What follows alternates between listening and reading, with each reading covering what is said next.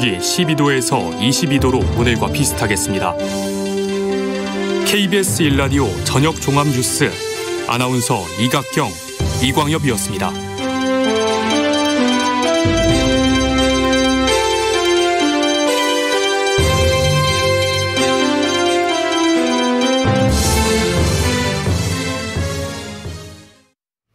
지금 시각은 7시 20분입니다. KBS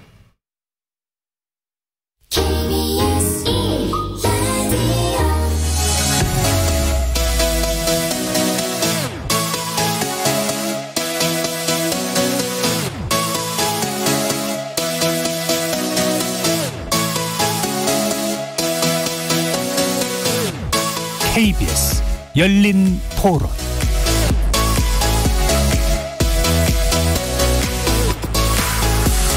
안녕하십니까. KBS 열린 토론 정준희입니다.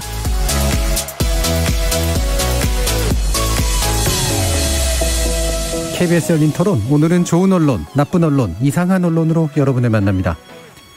20대 대선 윤석열 당선인의 득표율은 48.56%, 더불어민주당 이재명 후보 득표율은 47.83%로 그 격차는 0.73%포인트라는 아주 미세한 격차였는데요.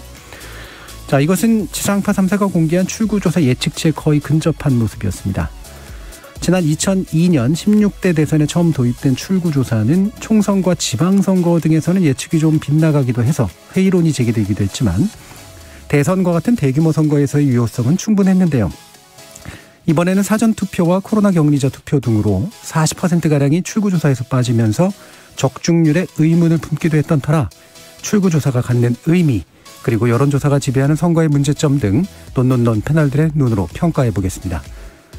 또 이어지는 2부에서는 윤석열 당선인의 미디어개혁 관련 공약들 살펴보면서 차기 정부의 언론정책 방향을 전망해보는 시간 갖겠습니다.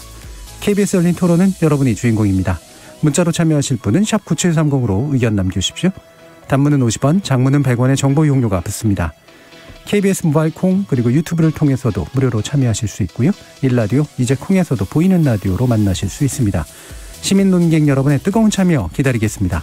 KBS 열린 토론 지금부터 출발합니다. 살아있습니다. 토론이 살아있습니다. 살아있는 토론, KBS 열린 토론. 토론은 라디오가 진짜입니다. 진짜 토론, KBS 열린 토론.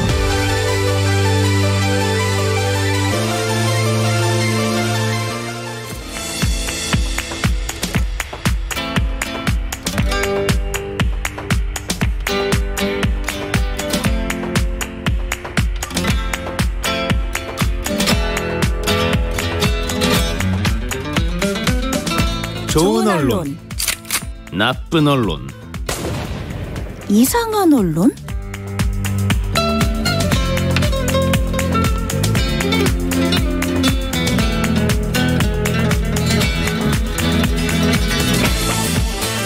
오늘 함께해 주실 세 분의 전문가 소개하겠습니다. 이정우 신한대 리나시타 교양대학 교수 나오셨습니다.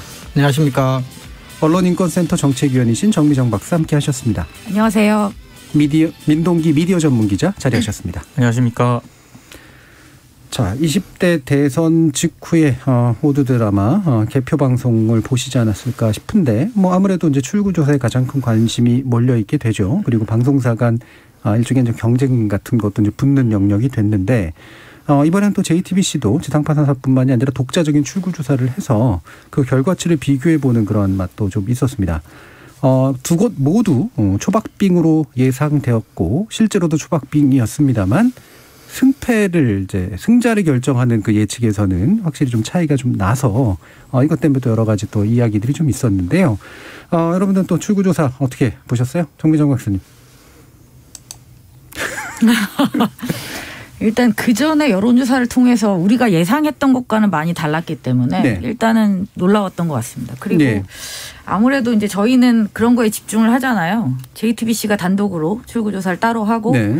그렇다면 이 출구조사의 결과는 어떻게 나올까? 그게 되게 궁금했던 것 같아요. 근데 일단은 둘 다 오차범위 내로 나왔기 때문에 진짜 초초박빙이구나 그런 생각을 하면서 대신 새벽 5시까지 저는 끝날 때까지 보게 했던 것 같습니다. 네, 이번에는 이제 출구조사에 가깝게 실제로 결과는 나왔지만 확정하기까지는 확실히 오랜 시간이 걸렸죠. 그렇죠. 아무래도 너무나 이제 그 격차가 적었기 때문에 방송 보셨어요, 이정 교수님? 네, 전 봤는데 딱 이제 출구조사 결과 딱 나오자마자 든 생각은 내일 1교시 수업인데. 그렇죠. 계속 봐야 되니까. 이거는 새벽 3-4시인 돼야 결과가 나오는 거 아니야? 이런 생각을 가장 먼저 했었습니다. 예, 민동기 기자님은? 저는 그때 다른 방송에서 이제 개표 방송 하고 있었는데요. 그때 저랑 같이 했던 분이 몇 분이 계셨는데 한 분은 국민의힘 의원이 한 분 계셨고 또 민주당 관계자가 한 분 계셨습니다. 네. 근데 딱 그 출구조사 결과가 딱 나왔을 때 국민의힘 의원의 표정은 굉장히 좀 당황하는 그런 표정이었고 민주당 관계자의 표정은 굉장히 좀 약간 기뻐하는 그런 표정이었어요. 그러니까 그 표정을 읽으면서 각 당의 어떤 그 예측 조사가 굉장히 좀 차이가 좀 많이 났었구나. 그렇죠. 이런 생각을 좀 하게 됐고요. 저 개인적으로는 어차피 그 전부터 굉장히 초박빙 선거가 될 거라고 예상을 했기 때문에 방송사 관계자분들한테도 출구조사를 과연 어느 정도 믿을 수가 있냐 이렇게 질문을 하곤 했었거든요. 근데 뭘 근거로 초박빙을 예상하셨어요? 그러니까 흔히 말하는 그 여론조사를 공표할 수 없는 기간에도 정보지라고 하죠. 계속 돌았고 정보지에서 도는 그 데이터를 보면 이게 어디에서 나왔는지가 대충 알 수 있는 그런 것들이 좀 있었고요. 그리고 국민의힘 쪽에서 좀 정보를 좀 가깝게 다룰 수 있는 분들한테 얘기를 들으면은 굉장히 좀 차이가 많이 나고요. 민주당 쪽에 계신 분들로부터 얘기를 들으면은 굉장히 차이가 적게 나는. 기자들은 그 중간 사이를 또 예측을 하는 그런 걸 봤을 때 좀 막판에 갈수록 그 간격이 좁아지는 그런 분위기긴 했거든요. 그래서 저는 초박빙으로 나겠다라고 생각을 해서 저는 개인적으로는 출구조사도 비슷하게 나오지 않을까. 그러면은 이거는 정말로 확정이라는 어떤 그런 순간까지는 모르겠다라고 생각을 하고 있었기 때문에 저 개인적으로는 그렇게 큰 감흥은 없었습니다. 그러면 아무래도 이제 지상파 3사가 상당히 많은 돈을 들이는 거잖아요. 그리고 단독으로 하기는 사실 굉장히 어려운데 JTBC에 단독으로 했다라고 하는 것도 상당한 투자를 한 셈인데 그걸 하는 여러 가지 이유들이 있습니다만 가장 큰 이유는 시청률이잖아요. 시청률 성과가 좀 괜찮았나요? 시청률은 일단 그 시청률 전문기관 TNMS가 이제 집계를 했는데요. 3월 9일 전국 889만 명의 시청자들이 TV를 통해 이 출구조사를 일단 시청을 한 것으로 나왔고요. 이건 이제 전체적으로 그렇게 집계가 됐다는 거고 지상파 3사 시청자는 이 중에서 810만 명 정도 됐고 JTBC 시청자는 79만 명으로 일단 집계가 됐습니다. 그런데 이제 방송사별 개표 방송 시청률이 또 따로 집계가 됐거든요. 이거는 KBS가 가장 높았습니다. KBS 개표 방송 1TV를 통해서 이제 개표 방송이 나갔는데 2부가 11.3%로 전체 3위를 기록을 했고요. 3부와 1부도 각각 5위, 9위에 올랐습니다. KBS가 가장 많이 좀 방송사 가운데는 많은 분들이 시청을 한 것으로 보이고 3위, 5위, 9위라는 건 이제 동시간대를 기록한 겁니다. JTBC가 나름의 좀 투자를 하면서 독자적으로 이번에 출구조사를 진행을 했는데 일단 결과치에서 좀 어긋났고 그리고 시청률 면에서도 상대적으로 크게 이렇게 좀 뭐라고 그럴까요? 성과라고 해야 되나? 그런 거를 느끼기에는 조금 좀 힘에 부쳤던 것 같습니다. 이게 JTBC가 만약에 그 시청률은 그렇게 안 높았어도 그러니까 투자한 것에 비해서 보면 왜냐하면 기타 종편의 시청률이 동시간대 약간 더 많이 나오는 그런 경향을 보여서 그러니까 TV조선에 좀 밀렸다는 그런 데이터상으로는 그렇게 집계가 됐거든요. 그렇죠. 이게 이제 TV조선 같은 경우는 아무래도 출구조사에 의존할 수밖에 없는 방송을 했는데도 사실은 그러니까 투자 대비, 그러니까 비용 대비 효과가 좋았던 편인 좋았다라고 봐야죠. 그럼 JTBC는 이제 적중률을 만약에 높였다면, 물론 이제 아까도 오차범위라고 설명을 해주셨습니다만, 이 승패에 대한 예측이 달랐었기 때문에 그러면 역시 JTBC가 독자적으로 한 게 굉장히 좀 효과가 있었네 하면서 이제 뭔가 명성을 얻게 됐을 텐데, 이제 그러지 못한 결과가 나서 약간 좀 안타깝기도 한데. 그 이유가 뭐라고 얘기가 되고 있나요, 정재무슨? 일단 JTBC 스스로 이제 밝힌 게 있죠. 그러니까 어쨌든 오차범위 안에서의 문제이긴 합니다. 그래서 사실 그건 또 있는 것 같아요. 저는 이제 그런 생각을 많이 했는데 지상파 3사든 JTBC든 지상파 3사는 이제 맞췄고 JTBC는 못 맞췄다라고 말하는 건 사실 약간의 어폐는 있는 거죠. 왜냐하면 그렇죠. 양쪽이 다 오차범위 내에 있었기 때문에 네. 그거를 맞췄다 틀렸다라고 얘기하는 건 좀 문제다라는 생각은 개인적으로 이제 하고 있습니다. 그러니까 이건 이제 통계학적으로 이제 네, 통계학적으로 그렇다는 거죠. 승패를 못 맞췄다는 얘기죠. 네. 이제 JTBC가 발표한 건 이제 또 그런 얘기예요. 오차범위 내라는 것은 통계학적으로는 차이가 없다는 것이고 결론적으로 말할 수 있는 것은 결국 순위를 단정할 수 없는 초접전이다. 네. 그런 측면에서 이제 많이 틀리지는 않았다라는 얘기를 하고 싶은 것 같아요. 네. 네. 그리고 그게 틀린 말은 아니다라고는 볼 수 있지만 이제 결과적으로는 또 이제 그것만 주장하기는 좀 어려운 부분이 아무래도 좀 있습니다. 네. 그리고 상대적인 것 같아요.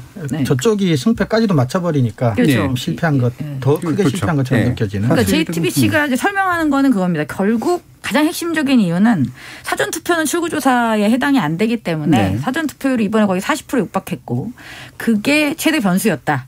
라는 부분들을 이야기를 하고 있습니다. 그리고 문제는 이제 출구조사가 사전투표를 반영하지 못하기 때문에 결국 보정을 하게 되거든요. 출구조사 내용이 나오면. 근데 JTBC 같은 경우는 역사가 지금 이제 시작을 했으니까 네. 이전 정보를 가지고 뭔가 보정을 하기 이제 힘들었던 어떤 그런 한계가 존재한다.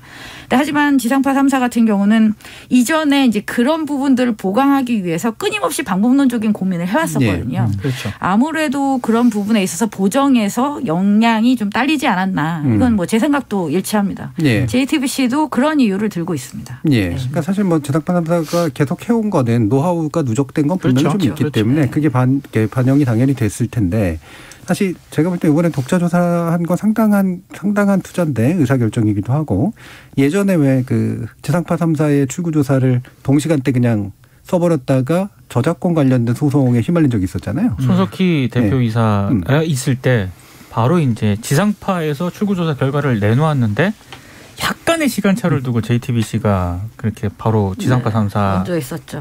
출구조사 결과를 내보낸 적이 있거든요. 네. 그러니까 그게 물리적으로 준비할 수 있는 시간이 가능한 것이냐라는 네. 이제 비판이 제기가 된 것이고 그렇죠. 결국 그것 때문에 소송까지 갔었죠. 네.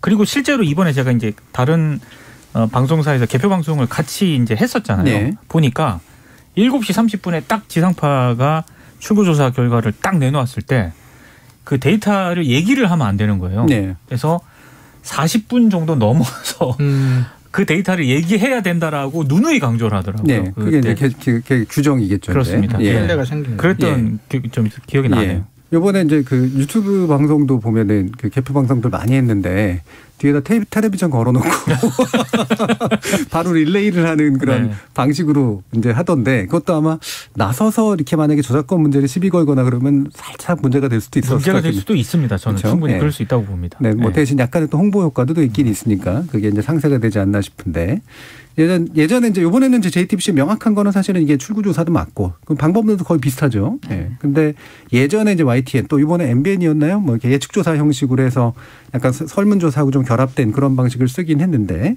확실히 이제 출구조사 자체의 이제 신빙성이 좀 높게 나타난 결과인 거는 맞습니다. 자, 그러면 특히나 대선은 확실히 이제 이 출구조사에서는 거의 적중률이 그렇죠. 상당히 신뢰성이 높은 거잖아요. 그렇죠. 그 이유가 뭡니까, 이거? 일단은 방금 말씀하셨다시피 이제 총선이나 지선과 달리 대선은 이제 단일 선거라는 점이 일단은 또 차이가 있고요. 그리고 무엇보다도 조사 기법상 출구조사는 투표를 하고 나오는 사람들을 대면해서 조사한다는 게 또 굉장히 큽니다. 전화조사하고는 질적으로 그렇죠. 좀 차이가 이게 이제 사실을 얘기할 가능성이 높고 그렇죠. 성별이나 연령이나 이런 것들을 전혀 속일 수가 없는. 속일 수가 없고요. 그다음에 선관위에서 투표율 정보를 출구조사 방송사에게는 제공을 해 줍니다. 네. 공익성이 있다고 판단해서. 그래서 보정하는 데 있어서도 그것도 굉장히 중요한 또 자원이고요. 우리 조금 전에 얘기했지만 또 무엇보다도 반복적인 출구조사 경험을 통해서 노하우나 어떤 데이터 같은 것들이 이제 방송 3사에게는 축적되어 있다는 점. 네. 이런 점들도 굉장히 중요한 차이를 만드는 지점이 아닌가. 네. 그렇게 생각합니다. 이번에 이제 그 보정을 위해서 10,000명 샘플을 조사한 거는 전체 그 출구조사가 8만 5천 명인가 이제 그러니까 네. 10,000명은 사실 굉장히 많이 한 거죠. 네. 엄청난 거죠. 네. 일반적으로 1,000명 하는 것에 비해서 보면. 돈 없는 학자에게는 꿈의 조사죠. 그렇죠. 우리가 그 정도 할 수 있으면 샘플을 8분의 1 국민의 그 정도 할 수 있습니다. 예. 네.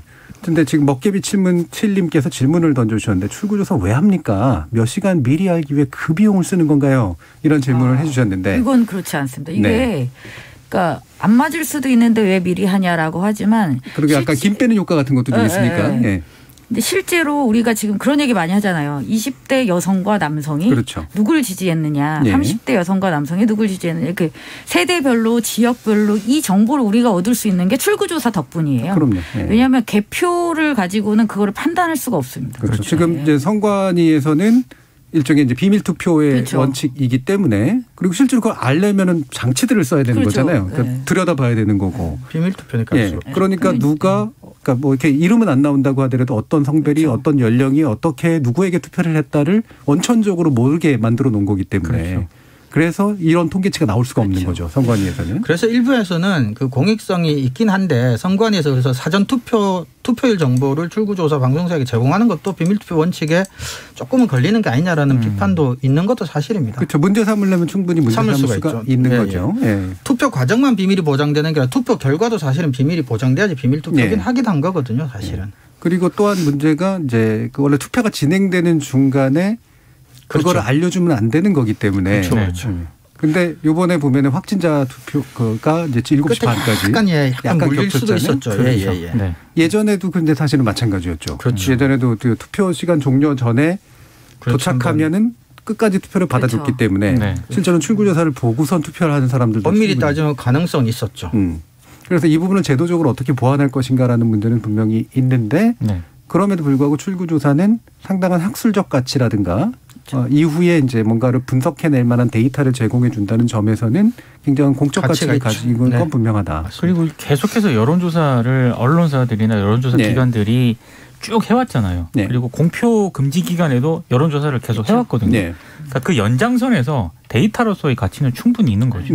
그래서 이게 이제 오늘 주제 중에 하나인데 그래서 사실 우리 여론조사 문제 굉장히 많이 여러 번 지적을 했잖아요. 값싸고 좋게 말하면 값싼 거고 나쁘게 말하면 저질의 그런 또 특히나 심지어는 악의적인 어떤 뭔가를 품고 있는 여론조사가 여론 형성에 사실은 상당히 영향을 미치는 그런 결과를 빚기 때문에 그것이 실제로 얼마만큼 터무니없었거나 허무맹랑했는가 그 질이 얼마나 낮았는가를 비교해서 보여줄 수 있는 게 이제 바로 이 출구조사의 압도적인 데이터 같은 것도 있어서 그 여론조사의 보도의 문제도 같이 또 얘기를 좀 할 필요가 있는데 일단 출구조사 관련된 언론 보도들이 있었잖아요. 이종훈 교수님께서 또 몇 가지 사례를 짚어주셨다고요? 네. 제가 몇 가지 기사를 가지고 왔는데요. 하나는 연합뉴스 3월 10일자입니다. 초접전 대결에도 방송 3사 출구조사 적중 최명국인 여론조사라는 제목의 뉴스인데 저는 이 뉴스가 이제 연합이 내고 언론사 몇 군데서 많이 받았었어요. 근데 저는 이제 이 기사를 보면서 느낀 게 과연 체면을 구긴 게 여론조사 회사뿐일까? 과연 언론은 그것으로부터 자유로운가? 사실 우리 언론과 여론조사가 사실은 거의 사실상 이익공동체처럼 해가지고 언론도 사실 그 많이 이용하고 활용했잖아요. 그리고 수요라고 본다면 언론사 수요죠. 엄밀하게 따지면. 그래서 과연 이렇게 그냥 선택적 기억상실증처럼 마치 영혼 없는 상태에서 제3자처럼 그냥 언론 조사하면 이렇게 비판하는 게 언론이 저는 이게 과연 자유로운가? 저는 그런 생각이 좀 들었어요. 그래서 이거 여론조사뿐만 아니라 참 그 문제가 생기고 책임에 직면했을 때 빠져나가는 기술 하나만큼은 언론이 진짜 탁월하다. 저는 그런 생각이 또 들었고요. 이게 유체이탈 화법. 유체이탈 화법이죠. 물론 이 기자 자체는 뭐 여론조사하고 무관할 수는 있지만. 개인 기자에 대한 얘기는 아니에요. 언론 일반에 대한 얘기죠. 사실은 여론조사가 이렇게 실패하게 된 데는 아까 우리가 출구조사랑 비교했지만 출구조사가 왜 정확하냐면 그렇게 하면 여론조사도 정확해요. 그렇죠. 그렇게 돈 들여서 돈 그렇게 많은 샘플로 하면. 그렇죠. 몇 년간 노하우 쌓아서 그렇게 엄밀하게. 근데 지금 우리나라 언론에서 펼쳐진 여론조사 시장이라고 하는 게 그렇게 안 돼 있고 그렇게 안 되게 만든 것 중에 하나가 또 언론이 과도하게 거기에 대해서 이렇게 수요로 시장을 또 주도해 왔기 때문이거든요. 그래서 그런 부분은 좀 제가 보기엔 좀 너무나 남 얘기하듯이 할 얘기는 아니다. 그리고 되게 이거는 참 슬픈 웃긴 뉴스인데요. 헤럴드 경제 3월 10일자인데 들쑥날쑥 여론조사 신뢰 정확도 의문 본지 마지막 조사는 윤이 0.7%포인트 차. 그러니까 이제 자기들은 맞췄다는 거예요. 한마디로 이제 자화자찬하는 거죠. 대부분은 아니었는데. 네, 자기들은 맞췄다라는 건데 이게 참 슬픈 게 뭐냐면 저는 이거를 분명히 말씀드린 헤럴드 경제를 제가 뭔가 이렇게 좀 비웃기 위해서 가져온 게 아니라 제가 정말 하고 싶은 얘기가 있어서 가져온 거예요. 그러니까 뭐냐면 요지는 원래 저희들이 우리 방송에서 이제 통계치는 범위다 이런 얘기를 많이 했잖아요. 그래서 이제 오차 범위를 적용하면 자기 조사에서 플러스 마이너스 값을 주고 이재명 후보 득표도 플러스 마이너스를 주면 윤석열 후보의 최소 예측값과 이재명 후보의 최대 예측값이 0.7% 안에 있다는 게 헤럴드 경제 주장이에요. 근데 이 기사를 보면 윤석열 후보의 조사 결과값에는 마이너스만 2번 한 거고 이재명 후보의 예측값 자기들이 나온 예측값에는 이제 정확하게 플러스 마이너스 한 거죠. 그러니까 계산을 잘못했는데 이거는 이제 이런 거죠. 선의로 보면 이제 통계의 오차 범위가 뭔지를 몰랐던 거예요. 나쁘게 보면 0.7%를 맞추기 위해서 일종의 사실 이건 냉정하게 나쁘게 보면 조작을 한 거죠. 근데 제가 이 기사를 갖고 온 게 조롱하기 위함이 아니라는 건 뭐냐면 저는 시종일관 그런 혐의를 많이 가지고 있었어요. 우리 언론이 여론조사 보도에서 가장 심각한 근본적인 문제가 뭐냐면 통계철에서 나온 숫자의 의미를 몰라요. 그래서 다룰 줄도 모르고 그러니까 이상하게 기사를 쓰는 거예요. 그러니까 이 사람들이 플러스 마이너스를 산수를 못하는 문제는 아니잖아요. 그러니까 마이너스만 2번 하고 플러스 마이너스 1번씩 하든 어쨌든 2번씩 더하거나 빼면 되는 줄 안다면 말도 안 되는 소리긴 한데. 자, 이거를 만약에 그 담당자에게 질문하면 몰랐다, 미안하다를 선택할까요? 아니면은 의도적이었긴 하지만 내 말이 맞다를 선택할까요? 단순 실수라고 할 겁니다. 단순 실수라고 하겠습니다. 그럴 것 같습니다. 단순 실수. 근데 단순 실수라고 하기에는 기사가 엄청 길어요. 엄청 길고 길다 보니까 이제 단순 실수를 한 거라고. 그래서 그 긴 거에 실수도 있지. 근데 밤새고 막 정신이 없는 상황에서 급하게 내보내다 보니 어쩔 수 없었다. 근데 그게 말이 안 되는 게 계산을 먼저 하고 계산값이 나와야 이 기사를 쓸 수가 있어요. 0.7%라는 계산 결과. 왜냐하면 그 말은 그렇게 얘기를 하려면 그냥 우연히 알게 된 거고 그래서 대충 근데 그건 값이 먼저 나오고 쓰면 실수가 되지만 계산한 다음에 이거는 제목도 뽑고 이 기사 발제 자체가 가능한 거거든요. 계산 아예 안 해봤으면 발제도 못하는 기사잖아요. 이거는. 그래서 저는 이걸 보면서 이런 식으로 통계 수치를 계속 대해왔기 때문에 통계라는 게 갖는 확률적인 가치와 확정적 가치도 모르고 확정적인 숫자처럼 계속 다뤄왔고 그리고 임의대로 자기가 편할 때는 수치로만 얘기하고 이렇게 자기들한테 유리하면 또 범위로 얘기하고 그래서 이런 것들이 좀 근본적인 문제는 거기 있지 않나.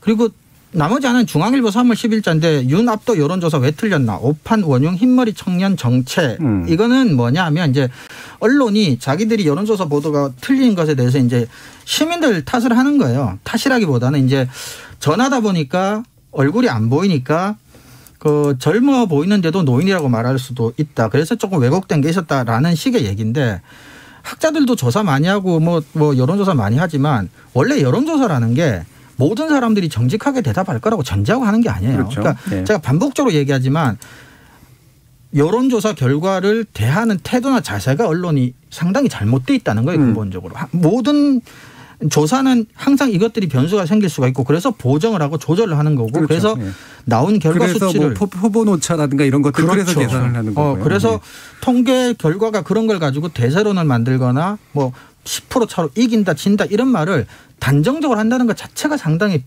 비학술적이고 비통계적인 이야기다라는 얘기를 하고 싶어서 이 기사들 제가 가지고 와봤습니다. 이게 이제 일반적으로 우리도 이제 여론조사 공표 기준 얼마 전까지 여기 붙어 있었는데 이제 사라져가지고 전 너무 지금 마음이 좀 가벼운데요.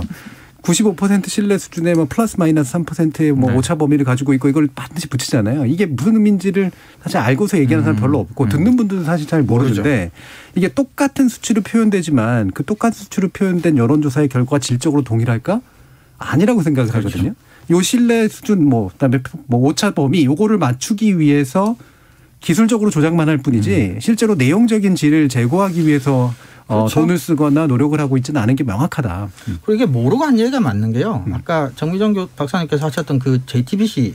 그러니까 이 사람들이 이렇게까지 플러스 마이너스를 하는 사람이라면 알고 하는 사람이라면 JTBC도 승패는 틀렸지만 오차 범위는 있기 때문에 JTBC는 아예 틀린 예측 이렇게 말할 수가 없어요. 이런 말을 수 그런데 이런 언론들이 이렇게 쓰면서 또 JTBC한테는 그렇게 쓴다는 건 통계에 대해서 전혀 모르고 쓴다는 나름대로 제가 이제 심정 드는 거죠. 심증 같은 것들이. 유체 이탈과 그다음에 그 통계 방법에 대해서 사실은 제대로 이해하지 못하고 있는 면들이 많다. 사실 유체 이탈까지는 아니지만 저도 이제 오늘 서울신문 기사를 보면서 약간 비슷한 생각이 좀 들었거든요. 서울신문이 오늘 이런 기사를 왜 지금 내보낼까? 처음에는 기사 자체로는 굉장히 훌륭한데 그러면 일단 서울신문부터 반성을 해야 되지 않나라고 고개가 갸우뚱해진 기사가 여론조사 여론을 만들다라는 제목의 기사입니다. 그러니까 왜 이제 와서? 네, 대선철 정당별로 한 50억에서 60억 정도가 집행이 되고 민심 확인 그치지 않고 여론몰이를 하고 있다. 그래서 무차별적인 여론조사 인용 보도에 대한 언론의 반성도 필요하다는 지적이 나온다. 이런 대목도 있고요. 특히 양당이 50억에서 60억에 달하는 여론조사 비용을 집행하는 것으로 추산이 된다라고 하거든요. 그리고 단가가 정확하게 나오더라고요. 보니까 자동응답 ARS는 기본가가 300만 원. 그리고 전화 면접은 1,000만 원. 그래서 여론조사 비용 때문에 여론조사 업체가 호황을 누리고 있다. 기사의 결론이 이렇습니다. 그래서 이 투표 결과를 예측하는 수단이 아니라 여론조사가 민심의 추세를 확인하고 대응 전략을 마련하는 데 그쳐야 한다. 이런 지적을 하고 있는데 서울신문도 여론조사 보도를 적지 않게 했거든요. 적지 않겠죠.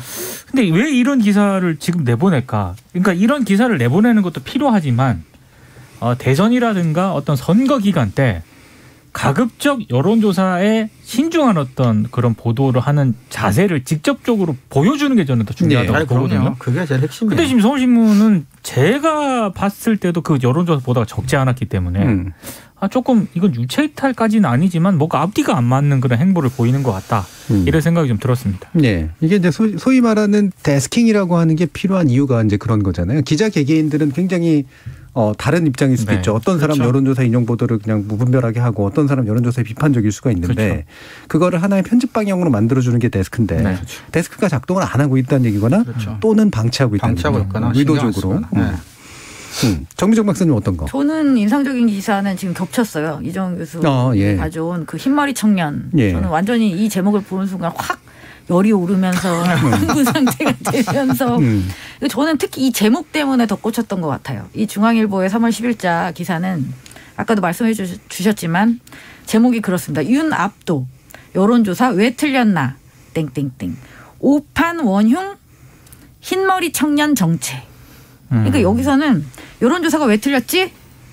그 핵심적인 이유는 흰머리 청년이야. 여기서 말하는 흰머리 청년은 60대 이상 50대 이상인데 청년인 것처럼 거짓말을 해서 답을 했기 때문에 여론조사가 틀렸어. 그렇죠. 라는 ARS에서. 이야기잖아요. 물론 기사가 꽤 길고 다른 이야기들도 있습니다만 이것은 허위응답의 모든 원인을 돌리고 있는 것이거든요. 그렇죠. 원흉이라는 표현까지 썼어요. 저도 그 얘기인데 어떻게 이런 얘기를 할 수가 있어요. 시민한테 원흉이란 말을 할 수 있습니까? 그러니까 어떻게 저는 하다 이 여론조사 결과가 틀린 것을 국민 탓을 하리라고는 상상을 해본 적도 없습니다. 근데 이 와중에 서울신문은 양반이죠. 이 정도면. 어쨌든 문제점을 정확하게 지적을 한다는 측면에서. 문제점은 정말 정확하게 지적을 정말 정확하게 지적을 한 거잖아요. 지금 양반 상놈이라는 대단히 그 구시대적인 그런 부분을. 죄송합니다. 정정하겠습니다. 상대적으로 더 나았다.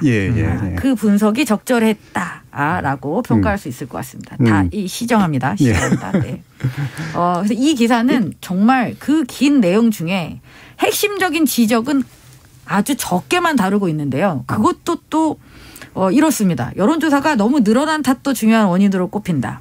라고 하면서 뭐라고 하냐면 전화 면접 방식의 여론조사에서는 숙련된 면접원의 역할이 중요한데 여론조사 업체가 다 늘면서 면접은 구하기가 어렵다는 말이 나오기도 했다.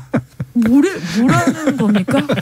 결국은 숙련된 면접원이 부족해서 이게 됐다는 식으로 여론조사의 문제점도 그런 식으로 지적을 하고 있어요. 이 기사는 정말 잘못된 기사이며 원인 결과 본질을 완전히 호도하는 나쁜 기사라는 생각이 들었습니다. 아주 인상적이었습니다. 이런 거 이제 얘기 나올 때마다 종종 인용하는 게 그 구타유발자라는 영화거든요. 때리는 사람의 잘못을 얘기하지 않고 그렇죠. 너 맞을 짓 했지라고 그렇지. 이제 하는 식의 그런 인과관계를 뒤바꿔버린 그런 화법인데 이게 상당히 그런 정말 대단한 기사였습니다. 그러면 제가 앞서 소개해드린 서울신문 기사는 약간 저도 정정을 하겠습니다. 괜찮은 기사라고. 이 정도만 돼도. 왜냐하면 이 기사가 크게 두 꼭지로 나눠져 있는 기사인데요. 이 서울신문 기사만 자세히 읽어보셔도 여론조사가 가지고 있는 이 문제점 그리고 이 여론조사를 언론들이 무차별적으로 인용하고 있는 문제점이 얼마나 심각한지가 딱 알 수 있거든요. 두 번째 기사 제목은 이래요. 하루 10개씩 천차만별 여론조사 신뢰합니까? 그리고 여론조사 전성시대인데 잘 듣고 눌러주세요. 이런 제목이 있고 자세하게 여론조사 업체 현황들에 대해서도 이 기사가 잘 짚고 있거든요. 앞서 지금 소개해 준 이런 기사 내용을 자세히 듣고 보니까 같이 이제 서울신문 기사를 동급으로 보기에는 그렇죠. 너무 훌륭한 기사입니다. 그렇죠. 네. 되게 훌륭하네요. 이전에 무슨 행위를 했던 간에 그렇죠. 그거를 빼고 어쨌든 기사만 보면 훌륭하다고. 다만 이제 서울신문이 이렇게 기사를 썼다면은 이제 곧 지방선거가 있지 않습니까? 네. 제가 그 얘기하려고 그랬는데. 그 지방선거에 지켜봐야죠. 그렇죠. 실천하는지 안 하는지. 실천하는 어떤 모습을 보여줬으면 좋겠습니다. 네. 이번만큼 저의 그 선택적 기억 상실이 틀리길 바랍니다. 네. 그러니까 이 부분이 뭐 저희가 이제 자주 짚어가던 이제 그런 식의 내용이긴 합니다만 지금 여론조사의 문제점을 스스로가 알 정도가 됐으면 네. 그러면 이제 자신스의 기사도 여론조사의 문제점을 개선한 그 보도의 문제점을 개선하는 그런 기사가 나왔으면 좋겠다라고 정리는 할 수 있는데 그러면 우리 여론조사 관련 보도가 도대체 뭐가 문제냐라고 하는 걸 여러 차례 이제 얘기를 했기 때문에 좀 있으면 또 지방선거 있을 테고 그렇죠. 여론조사 업체들 요번에 굉장히 많이 욕을 먹었어도 호황은 여전히 계속될 거란 말이에요. 계속되죠. 네. 그래서 이 문제를 어떻게 개선할 것인가에 대해서도 좀 의견들 주시면 좋을 것 같습니다. 이정훈 교수님 어떠세요? 저는 두 분 또 말씀하실 거니까 한 가지만 얘기하겠습니다. 아까도 반복적으로 얘기하지만 이 그 여론조사 결과 그 숫자를 절대화하지 말고 단정 짓지 말고 이게 정말 여론의 원래 본질적인 모습일 거라고 이야기를 하지 않는 게 중요합니다. 네. 확률적으로만 기술하고 확률적으로만 묘사를 했으면 좋겠고요. 그다음에 여론조사랑 조금 다르긴 하지만 그래도 나온 김에 여론조사 공표 금지 기간을 좀 없애거나 단축시키는 것도 또 우리 지금 언론에게는 한 번쯤 이제는 선거법 조금 우리가 고민해 볼 때가 됐다라는 생각이 듭니다. 왜? 네. 공표하는 게 나아요? 저는 물론 이제 뭐 여러 가지 문제점이 있을지도 모르겠지만 저는 이 오히려 금지 기간에 그나마 금지함으로써 생기는 문제가 더 크다 이거죠. 조금 더 클 수 있다는 거죠. 그러니까 그나마 완전히 틀린 조사 결과는 아니거든요. 그거를 가지고 너무나 확장적이고 단정적으로 이야기를 하고 그것만 막 보도해서 문제인 건데 근데 소위 말하는 금지 기간 안에 그게 안 되니까 오히려 그나마도 숫자적인 근거조차도 없이 약간 뇌피셜 비슷하게 여론몰이를 한다거나 오히려 이런 보도들이 갖는 단점도 오히려 더 큰 부분도 있고요. 그러니까 사람들의 궁금증이 없어지지 않는 상태인데. 그렇죠. 또 사람들의 입도 사라지지 않는데 그렇다면 어디선가는 계속해서 틀린 정보가 확인할 수 없는 정보 가지고 이야기가 진행된다 이거죠. 그리고 또 사전투표라는 게 상당히 정착된 시점에서 금지 기간이 본투표일하고는 또 그렇지만 그렇죠. 사전투표가 또 너무 붙으니까 사실은 실효성도 없어요. 사전투표 7일 전으로 그럼 옮겨야 되느냐. 그렇게 되는 문제가 생기고 그리고 실질적으로 대부분의 정치 선진국이나 뭐 이런 데서는 없거나 굉장히 하루 전 정도 금지하거나 이런데 우리 되게 전향적으로 좀 검토해 볼 때가 됐습니다. 근데 저는 완전히 반대하는 건 아닙니다만 저는 좀 고민이 많이 돼요. 왜냐하면 지금처럼 이 여론조사를 엉망진창으로 해서 계속 발표를 하고 있는데 그나마 직전에도 그걸 풀어놓는다면 이것이 개선되지 않는 한 저는 더 나빠지면 나빠졌지 더 좋아질 거라는 생각은 잘 들지 않습니다. 그렇죠. 물론 이제 그 질을 관리할 수 있는 방안 같은 것들은 상당히 사실은 좀 중요합니다. 이게 법으로 만들 수 있는 문제인지는 모르겠지만 예를 들면 어느 정도 수준을 좀 관리하거나 예측하거나 좀 측정할 수 있는 시스템 같은 것들은 사실 필요하다고 보는데 그 보도에 인용될 수 있는 여론조사의 질적 기준을 높이면서 그렇죠. 대신 공표 기간을 현재보다는 훨씬 더 늘려주는 그런 방향으로 하면 제도적인 개선은 일부 좀 이루어지는 것이 의미가 있다라는 생각도 있어요. 저도 일단 기본적으로 지금과 같은 상황에서 여론조사 공표 기간을 조금 단축하거나 이런 거라면은 그렇게 긍정적인 효과는 생각보다는 적을 것 같고요. 다만 여론조사 기관 업체가 지금 난립을 하고 있는데 기본적으로 저도 이거를 강제할 수 있는지에 대해서는 조금 고민이 필요한 대목인 것 같은데 표본수라든가 표본 집단이라든가 응답률이라든가 이런 어떤 통계의 어떤 최소한의 지금과 같은 수준이라면 저는 좀 문제가 심각하다고 보거든요.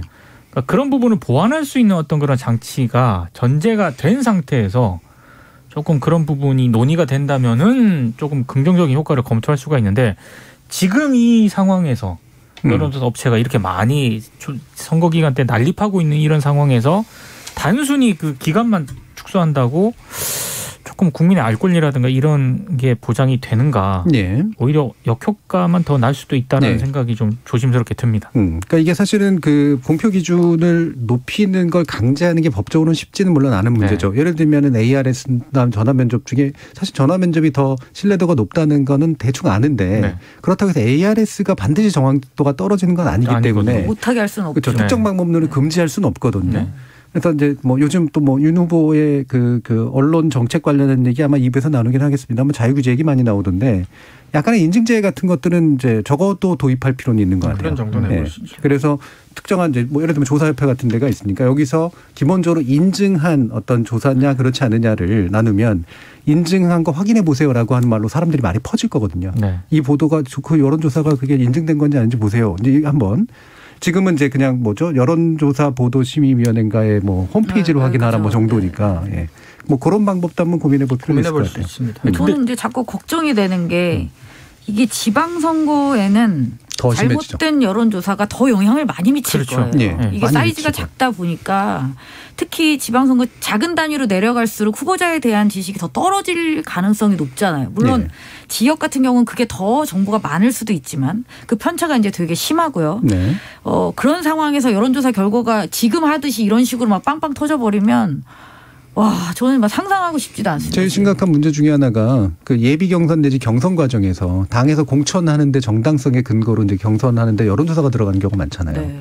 여기에서 이미 1단계로 진입을 하기 위해 가지고 예비 후보 단계에서 조사를 돌려버려서 그렇죠. 자신의 유리한 어떤 보도를 네. 만들어낸 다음에 인지도를 확 띄워놓고 네. 그 다음에 시작하는 네. 경우들이 있죠. 사실 이번에 이제 윤석열 당선자 같은 경우도 솔직히 여론조사 덕을 상당히 번 거잖아요. 그러니까 저는 좀 언론에게 당부하고 싶은 게 있는데 여론조사 자체 결과를 보도하는 것을 뭐라고 하지는 않습니다. 근데 대선 보도도 그렇고 선거 보도에 있어서 언제부터인지는 정확하게 모르겠는데 예.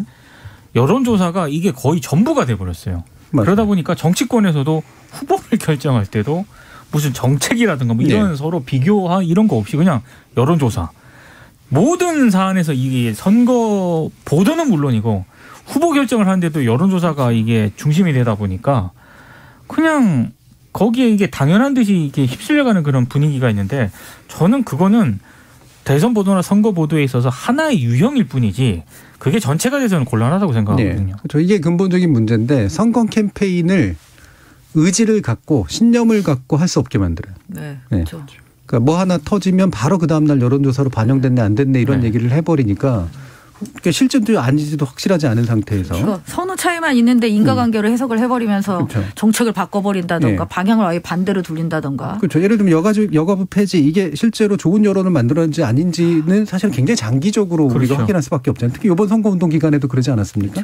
그런데 그렇죠. 중간에 잘못된 정책 판단을 내리게 만들 수도 있는 거기 때문에 이 선거 캠페인 자체를 근본적으로 굉장히 깊이 없게 만드는 가장 핵심적인 원흉은 여론조사 보도다. 라고 저는 여론조사의 문제보다 여론조사 보도의 문제가 훨씬 크죠. 자, 그래서 여론조사 이번에 출구조사에 관련된 것들이 그만큼 공적 목적을 위해서 언론사들이 충분한 투자를 해서 방법론적인 개선을 하고 신뢰도를 높이는 노력을 하는 건 중요하고 거기에 맞는 여론조사가 있는 건 필요한 일이나 그 보도에 있어서는 굉장히 신중해야 되고 문제점들에 대해서는 여러 가지 개선할 필요가 있다라고 하는 건 많은 얘기들을 했던 것 같고요. 그래서 출구조사 자체에 대한 이야기보다는 결국 대선 기간에 여론조사가 미치는 그릇된 영향에 대한 이야기로 우리가 좀 더 성찰을 해본 그런 의미가 있는 것 같습니다. 자, 1부에서는 그래서 출구조사와 함께 여론조사 관련된 이야기로 내용을 나눠봤고요. 이어지는 2부에서 새로운 당선자의 언론과 미디어에 관련된 정책들 이야기 나눠보도록 하겠습니다. 여러분은 KBS 열린 토론과 함께하고 계십니다.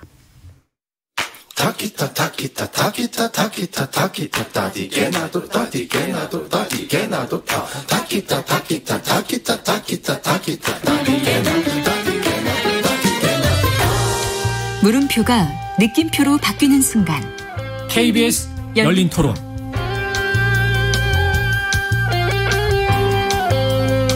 KBS 열린 토론 좋은 언론, 나쁜 언론, 이상한 언론 2부에서는 언론인권센터 정책위원이신 정미정 박사, 민동기 미디어 전문기자, 신한대 니나시타 교양대 이정훈 교수 이 세 분과 함께 차기 정부의 미디어 관련된 정책 논의 해보도록 하겠습니다.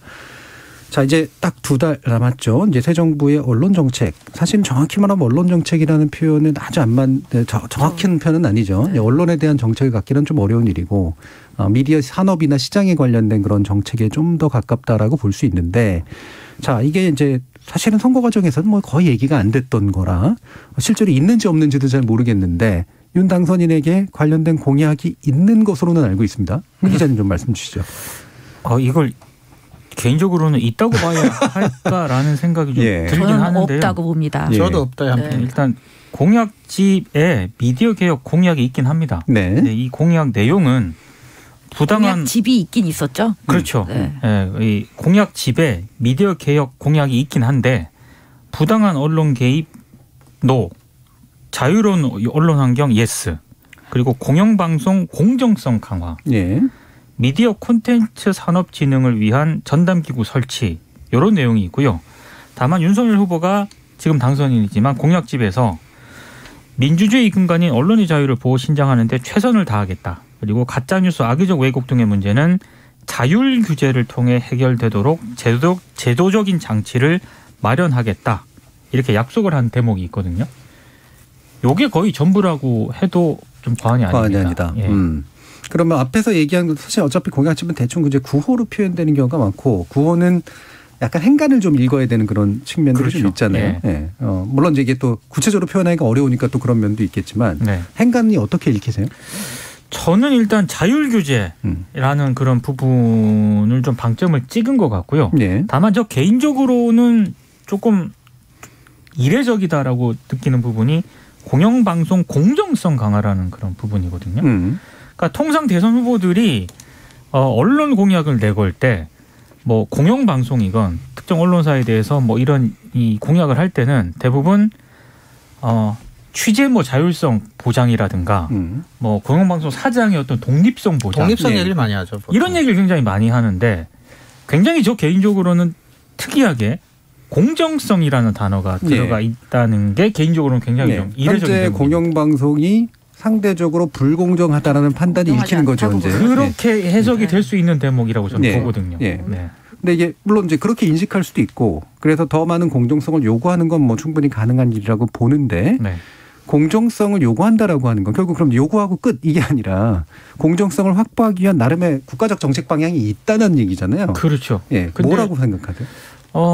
그거에 대해서는 이제 상상을 해야 되는 영역인데 조금 저는 그래서 이제 인수위가 이제 가동이 되지 않습니까? 그래서 가동이 될 때 조금 이 부분에 대해서 언론 공약이라든가 언론 미디어 쪽 앞으로 어떻게 운영을 하겠다 이런 부분들을 인수위 차원에서 좀 구체화시켜서 얘기를 좀 해볼 필요가 있지 않나. 왜냐하면 지금 미디어 개혁 관련 공약만 보고서는요. 지금 윤석열 당선인이 어떤 구상을 하고 있는지가 잘 해석이 잘 안 되고요. 특히 공영방송의 공정성 강화라든가 이 자율규제 공약을 내걸긴 했는데 대선 과정에서 보여준 윤 당선인의 발언들이 있거든요. 상반되죠 또. 언론 노조에 대한 어떤 그런 상당히 좀 공격적인 어떤 그런 발언들 그리고 일부 언론이라든가 이런 거에 대한 약간 이 발언들을 놓고 봤을 때 자율규제라든가 공정성하고 약간 배치되는 측면도 분명히 있기 때문에 해석하기에 따라서 또 전혀 다른 해석을 할 수가 있는 상황이거든요. 그러니까 이런 혼란을 좀 방지하기 위한 차원에서라도 조금 더 이 부분을 구체화시켜서 정말 어떻게 하겠다라는 그런 좀 방향성이라도 최소한 제시해 주는 게 혼란을 방지하는 그런 길이 아닐까 싶습니다. 그러니까 자, 그러면 이제 일단은 이제 세 개를 요약해 보면은 이제 자율규제 쪽에 강조한 거고 언론의 내용에 관련해서는 그다음에 공영방송에서 공정성 부분을 강조를 한 거고 정부 부처 개선을 이제 또한 강조를 한 거니까 세 가지 내용을 좀 쪼개서 알아보긴 해야 될 것 같아요. 예. 그런데 뭐 어떤 거 얘기하시려고 하셨나요? 그러니까 제일 모순된 건 그 언론의 자율규제를 이야기하지만 이 후보 당시 윤석열 당선인이 얘기했던 걸 보면 기사 잘못 쓰면 언론사 망하게 해야 된다. 이게 자율규제랑 전혀 반대되는 얘기잖아요. 그렇죠. 그러니까 이걸 자율규제에서 망하게 하는 거 아닐까요? 사실은 윤석열 좋겠네요. 인정합니다. 사실 저는 그래서 그렇게밖에 안 느껴져요. 윤석열 당선인 개인이나 국민의힘 차원에서는 미디어나 언론 관련에 대한 깊은 고민이 없고 우선순위가 좀 앞쪽은 아닌 것 같아요. 그러니까 이게 그래서 이제 이 자율규제 부분을 약간 문제 삼는 게 옳다 그르다를 떠나서 자율규제를 강조한 이유는 제가 볼 때는 언론중재법 개정안을 반대했던 국민의힘의 논리를 연속시키기 위한 그런 장치에 가깝고 또 다른 편에서 언론계의 환심을 얻기 위한 장치에 가깝다. 이건 시민들 보고 얘기하는 게 아니라 언론계를 보고 약간의 일종의 이제 좀 화합의 손길을 내민 그래 우리 너희들 안 때려잡을게 자유규제하도록 해줄게라는 식의 것인데 그게 표면적이라고 뿐이 짐작할 수밖에 없는 이유가 이제 바로 그렇죠. 그 뒤로 나온 후보자의 발언이나 이런 거는 언론계에 대한 개입을 안 하려고 하는 건 아닌 것 같은데 그러니까 이런 거라는 거죠. 제가 이제 가장 의아했던 그런 대목은요. 국민의힘이 이건 대선 전에 민주당이 추진했던 언론중재법 개정안에 대해서 그때 윤 당선인께서 그렇게 공격을 하고 있는 언론노조가 네. 민주당의 언론중재법 개정안에 대해서 강력하게 비판을 했었거든요. 그랬죠. 네. 언론을 장악하려는 것이다. 이런 취지의 주장도 했었고 언론 현업단체들도 다 비판을 했었습니다. 네. 그때 이제 국민의힘에서 또 역시 비슷한 어떤 주장을 했었고 거기서 동력을 얻은 거죠. 그렇죠. 그런데 윤석열 당선인이 이 TV토론이라든가 그 뒤에 유세 현장에서 했던 그런 얘기는 민주당 정권이 강성노조 전위대를 세워서 가진 못된 짓을 다 하는데 그 1000병 중에 1000병이 바로 언론노조다. 네. 그 언론노조가 민주당 언론중재법 개정안을 반대했단 말이죠. 그때 국민의힘도 같이 약간 그렇죠. 연대하는 그런 모습도 보여줬고. 그렇죠. 그리고 지금 언론 자유규제 기구를 추진하는 주체 중에 하나가 언론노조죠. 그렇습니다. 네. 그러니까 이게 매치가 잘 안 되기 때문에 네. 저는 이런 혼란상을 방지하기 위해서라도 아까 말씀드린 것처럼 좀 더 구체화시켜서 얘기를 해줘야 네. 아 이런 거를 추진하겠구나라고 이제 국민들이 판단을 할 수 있다는 거죠. 네. 그래서 이 자유규제라는 말을 적어도 당선인은 정확하게 이해하고 하는 말은 분명히 아니고 캠프 내에서도 자율규제에 관련된 정책적 원칙이나 방향성이나 방법론은 정해져 있는 게 아닌 상태다라고 일단 이해는 해야 될 거고 그래서 이제 민 기자님 아까 얘기해 주신 것처럼 방향성인 문제를 좀 인수위 단계에서라도 좀 밝혀달라. 네. 그래야 판단할 수 있으니까. 네. 자 이런 거고요. 자율규제 관련해서 혹시 이종훈 교수님 말씀 주실 거 있으신가요? 근데 이게 제가 약간 꼬투리 잡는 것 같기도 한데 워딩상의 실수일 수도 있는데 사실 자율규제 얘기하면서 자율규제에 필요한 제도적 장치를 마련하겠다라는 것도 좀 무슨 말인지 잘 모르겠고 일단은 기본적으로 저는 민 기자님 말씀 즉 그 인수위에서 뭔가 좀 구체화시켜야 된다는 말은 너무나 당연한 말씀인데 제가 아까도 얘기했지만 전반적으로는 언론 미디어 관련 공약에 대해서 뭔가 중요도가 상당히 떨어져 보이거든요. 네. 그렇기 때문에 맞는 말씀인데도 인수위에서도 언론 미디어 관련 일들을 그렇게 열심히 할 것 같지는 않아서 조금 걱정이에요, 사실. 그러니까 이게 이제 개입을 안 하겠다라는 말을 그냥 말 그대로 우리가 순수하게 100% 믿는다면 자유규제는 이제 정확한 이해의 바탕을 둔 것 같지는 않고 물론 이걸 추진한 분들은 알겠죠, 이제. 하지만 적어도 당선인 자체에 있어서는 그러면 그냥 원래 보수계 정당들의 특징이 이제 뭐 시장이나 산업에 대해서 개입하지 않는다. 뭐 언론 자유나 표현의 자유에 대해서 충분히 보장하겠다라고 하는 거지만 실제는 안 그런 경우들이 굉장히 많았기 때문에 개입을 하지 않겠다는 선언이면 그냥 그대로 갔으면 좋겠어요. 구체적인 내용 없어도. 네. 저도 그걸 원합니다. 안 하는 게 낫습니다. 예. 그리고 만약에 그럼에도 불구하고 자율규제 형식이든 뭐든 제도적인 대안이 필요하다면 개입의 구체적인 양상을 인정하고 밝히든가. 네. 개입을 안 하겠다라고 그렇죠. 책임지지 못하는 선언을 하기보다는 어떻게 개입하겠다라고 얘기를 하든가 해서 책임을 떠안는 책임 정치를 하는 게 맞겠다라는 생각이 일단 드네요. 자, 그럼 두 번째는 이제 공영방송의 공정성 강화에 관련된 것인데 이걸 또 정상화라는 말로 또 표현하고 있기도 한데요. 그렇죠. 예, 이게 이제 그러면 어떤 구체적인 방법으로 어떤 문제로서의 공정성의 개선을 시도하고 있는 건가 짐작하시는 부분 있으신가요? 근데 굉장히 좀 당혹스러워요. 왜냐하면 일단은 공영방송의 공정성 아까 그럼 뭐 장치를 마련하겠다라는 것까지는 공약을 했는데 그 공영방송 거버넌스 구조 개선에 대해서 구체적인 내용이 공약집에서는 들어있지 않은 것으로 알려져 있고 그래서 짐작할 수 있는 거는 지난해 11월에 이제 KBS 질문하는 기자 Q의 질문에 당선인이 이제 그 당시에 답변한 걸 보면 우리가 흔히 말하는 이제 특별다수제. 그러니까 공영방송 이사를 여야가 7대6으로 추천하고 3분의 2 이상 찬성으로 사장을 선출하게 하는 그래서 여당 추천 쪽이 절대적인 권한을 행사하지 못하게 막겠다라는 건데 근데 이게 지금 현재 시민단체 학계에서 주된 의견은 특별다수제라기보다는 이제 뭐 국민추천위원회 쪽에 훨씬 더 약간 가까운 거라 좀 그런 것들하고도 좀 많이 좀 성격이 좀 다른 부분이 있고요. 그다음에 또 공영방송 정상화 공약으로 이야기한 것 중에 하나 유명해졌지만 사극 의무 제작, 뭐 국제뉴스 30% 이상 편성 뭐 이런 것들인데 여전히 공약집에는 반영이 됐어요. 좀 편성 침해라는 비판이 있었지만 근데 저는 사극을 의무적으로 제작을 하거나 외신 보도를 많이 하는 것으로 공영방송이 어떻게 정상화가 되거나 비정상화가 되는지는 도무지 이해를 할 수가 없어요. 그 부분도 논쟁이고 이게 이제 계속 편성 개입이라는 게 이게 대통령의 공약으로 나올 예고는 분명히 아니잖아요. 그럼요. 그렇죠. 어떻게 사장을 뽑는 제도를 바꾸거나 뭐 이렇게 하겠다에 바탕을 둬서 뭐 정부하고 협의를 거쳐서 이제 뭐 이런 걸 권고사항으로 넣는다거나 뭐 이런 건 할 수 있겠지만 그리고 그거를 편성의 침해는 당연히 침해인데 그걸 떠나서도 일단 이게 말 자체가 되면 침해다 안 침해다를 논할 수가 있는데 제 말은 사극과 국제뉴스 그 자체가 공영방송의 정상화랑 그 자체가 무슨 관계가 있냐는 거예요. 네. 강요하기 이전에. 네, 관계가 있다고 주장할 수도 있어서 저는 사실 찬성하는 부분도 있거든요. 근데 문제는 그거를 정책의 형태로 표현할 거는 분명히 아닌 그렇죠. 대상이라 네. 저는 원래 이제 좀 더 본질은 정책에 포함될 내용이 아니다.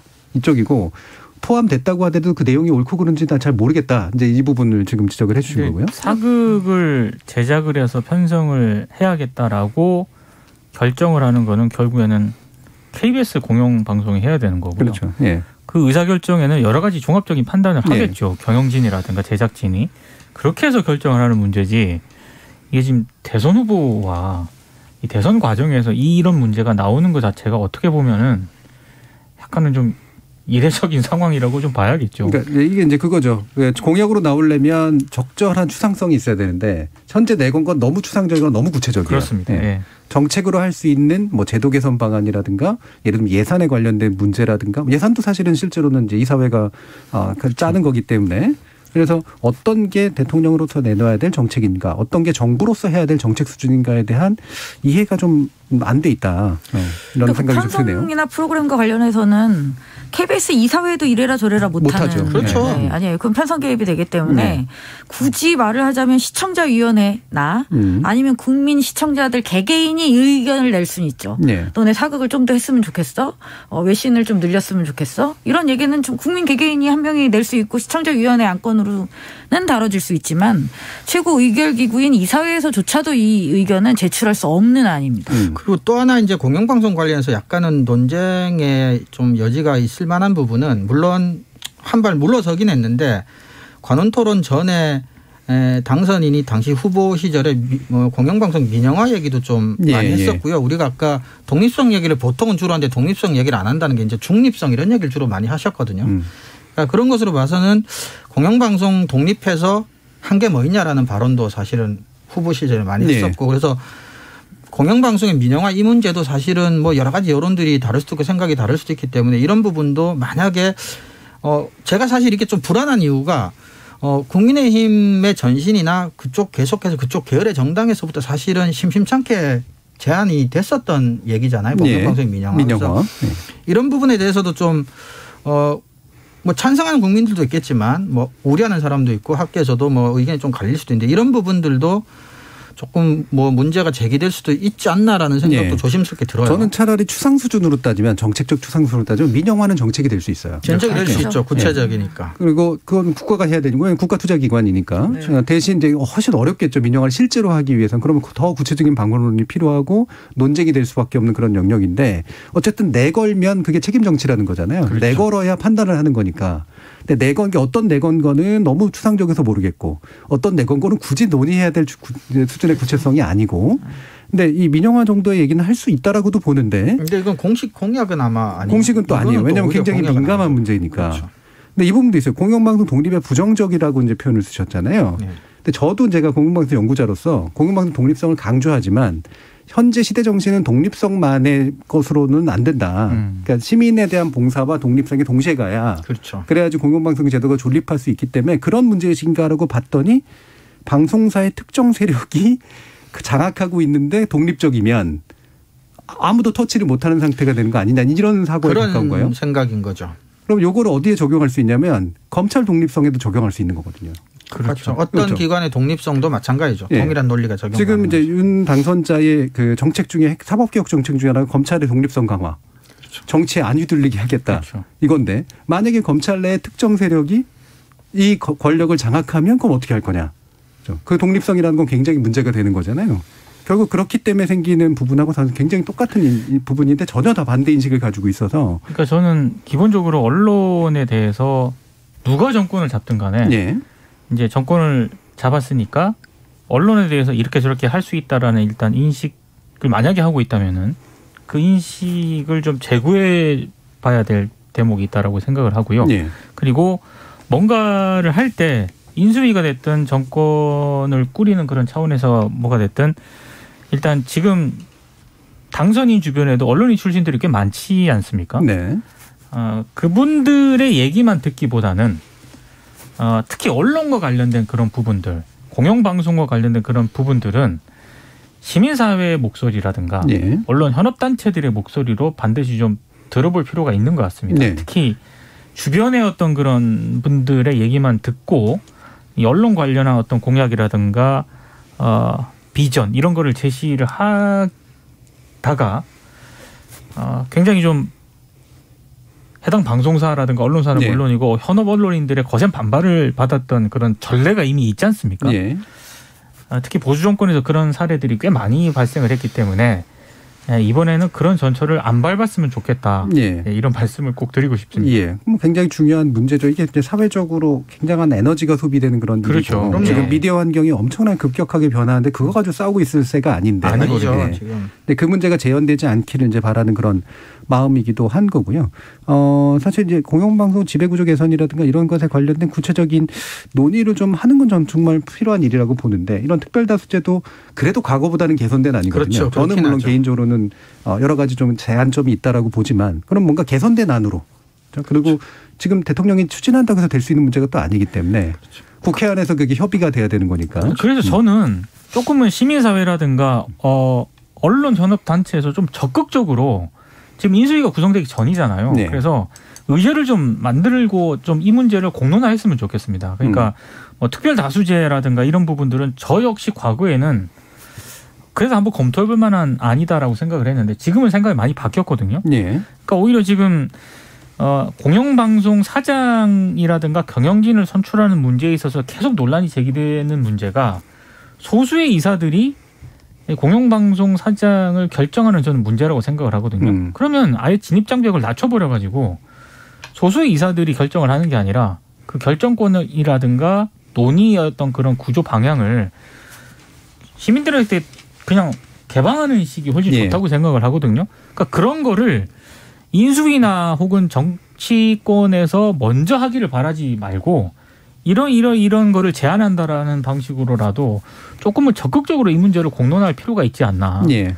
인수위가 어떻게 하나 뭐 이렇게 지켜보는 것보다는 오히려 약간 태도 변화가 필요한 시점인 것 같아요. 사실 이 공영방송 문제는 현 정부도 사실 책임이 좀 있죠. 많죠. 예. 네. 그러니까 이게 이제 공약대로 안 했을 뿐더러 공영방송은 이제 제도 개선 맨날 얘기는 야당 때 많이 하다가 여당이 되면 이제 얘기를 멈추는 경향이 분명히 있기 때문에 새로운 정부도 그럴 가능성이 상당히 높은데 왜냐하면 기존 제도를 써서 장악을 하거나 아니면 뭔가 이렇게 원하는 대로 유도하는 게 훨씬 쉬우니까. 그렇죠. 물론 현 정부, 그러니까 문재인 정부 같은 경우 공방에서 인적 장악이나 이제 개입을 지도하지는 않았던 거로 충분히 평가할 수 있습니다만, 그럼 제도 개선을 위한 논의를 과연 실제로 시도할 수 있을까? 그리고 국회와 협치할 수 있을까? 이 부분에 대한 이제 또 관심 포인트가 있고요. 저는 이 세 번째 문제가 현재로서는 제일 중요한 문제 같은데, 왜냐하면 인수위 단계에서 결국 하는 건 정부조직법 개편에 관련된 논의니까요. 미디어 관련 이제 신흥 새로운 이제 전담 부처를 만들겠다. 라는 건데 정우정 박사님 좀 말씀 주시죠. 네, 미디어 관련돼 있는 어떤 뭐라고 할까요? 규제 진흥 뭐 이런 역할들이 현재는 정부 부처에 여러 군데 분산이 돼 있습니다. 가장 핵심적으로는 과기정통부, 과학기술정보통신부가 있고요. 그다음에 문화부가 있고요. 문화체육관광부. 그다음에 방송통신위원회가 또 있고, 그다음에 일부 기능은 뭐 공정이랑도 겹치고 뭐 이런 것들도 또 이제 꽤 있죠. 근데 핵심적으로는 이렇게 세 부처에 분산이 돼 있다. 세 부처가 아니라 두 개의 부처와 하나의 위원회에 이렇게 분산돼 있다라고 볼 수가 있는데, 지금 국민의힘이나 윤 당선자 같은 경우는 이러한 기능들을 하나로 모아서 이 미디어 산업진흥의 전담기구를 만들겠다라고 천명한 바 있고요. 실제로 그런 논의는 적극적으로 추진되는 것으로 알고 있습니다. 사실 그리고 이거는 뭐 국민의힘뿐이 아니라 민주당 쪽에서도 계속 고민했던 내용이고요. 사실 여기 계신 그 학자 여러분들도 이제 수시로 얘기했던 내용이죠. 그렇죠. 이런 이야기들을 이제 많이 했었으니까. 그래서 이제 미디어에 대한 규제보다는 지능이 중요하지 않는가. 그다음에 최근에 이 한류 또 다른 또 한류 우리 K의 이 콘텐츠들이 많이 힘을 얻으면서 더더욱 지능 대상으로서의 미디어 콘텐츠 산업에 대한 중요성은 커졌다. 그리고 그것에 대한 어떤 동의는 확실히 있는 것 같습니다. 네. 근데 이제 여기서 우려되는 거는 이제 그거죠.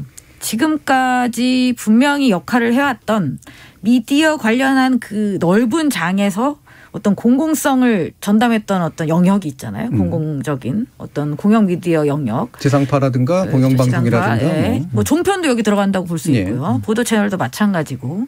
근데 이 영역은 어디로 갈 것이냐. 그러니까 독립된 위원회로 이제 별도로 꾸린다. 근데 이건 역시 이것도 민주당 안과 크게 뭐 다르지는 않습니다만.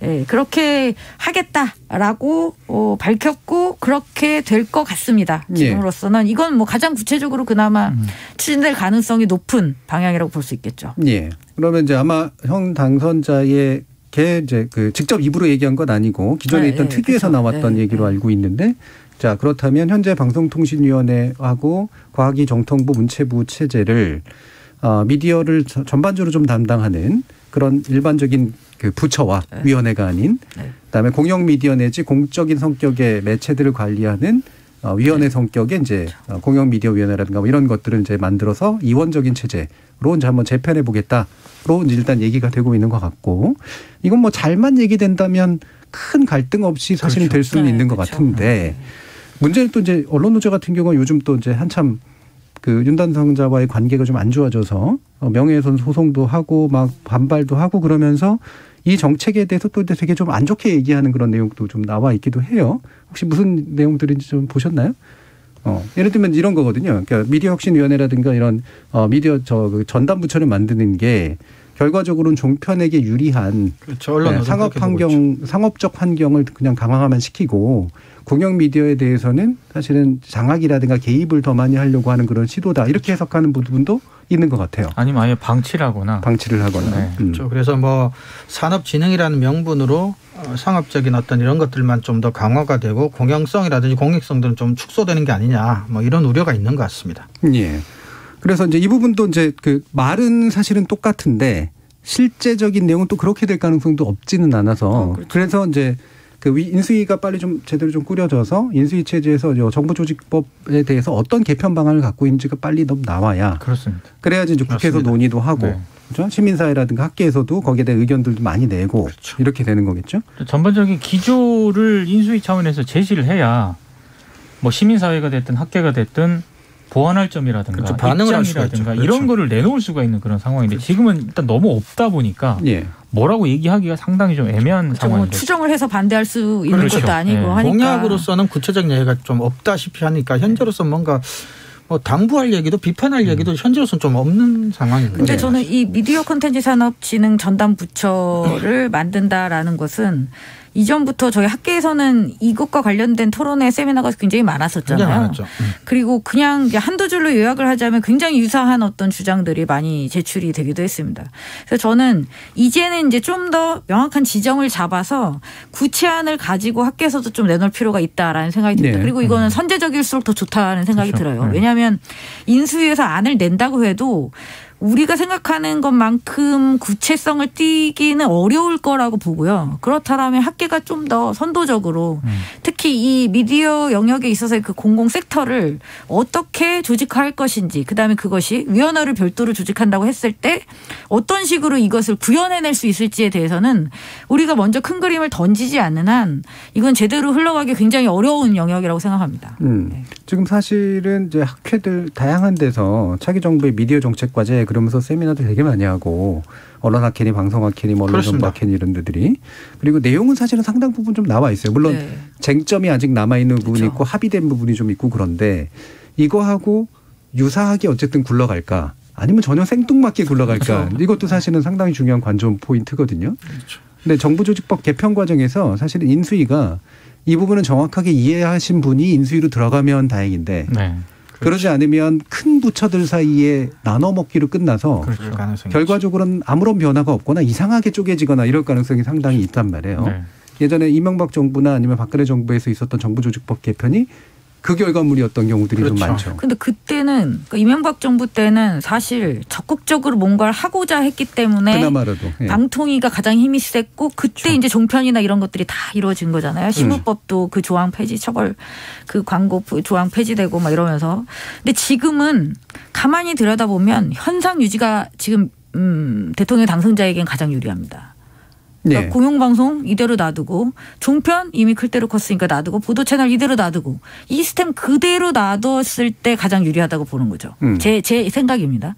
그리고 나머지 산업진흥은 역시 기업들의 이화 요구가 또 있으니까 또 받아주면 되는 것이거든요. 네. 그러니까 어떻게 보면 굉장히 안 좋은 방향으로 흘러갈 가능성이 되게 높은 거죠.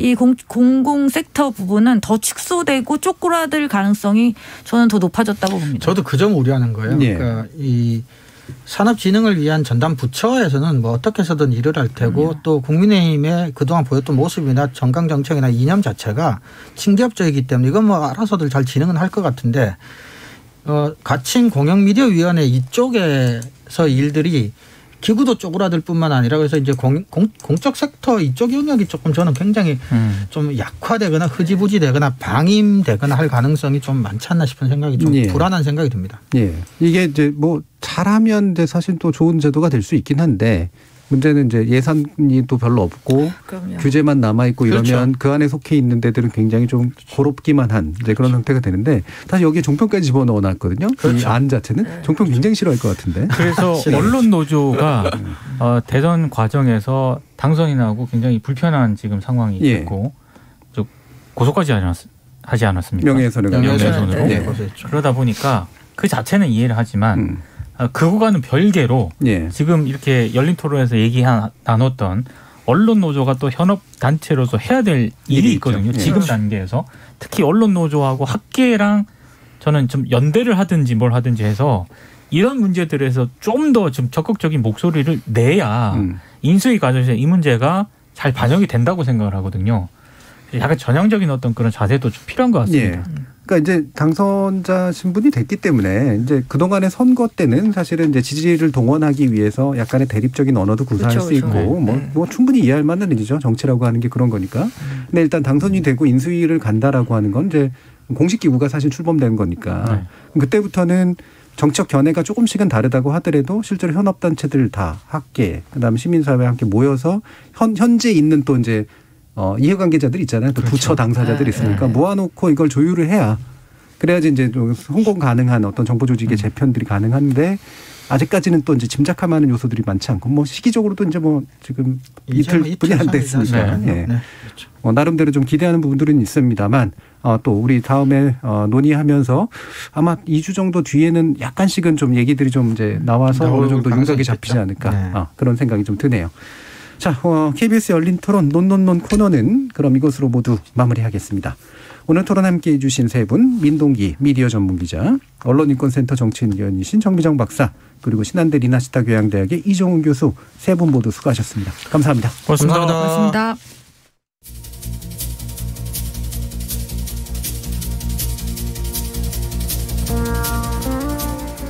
문재인 정부가 출범할 때 요구됐던 과제 중에 하나가 바로 언론개혁이었는데요.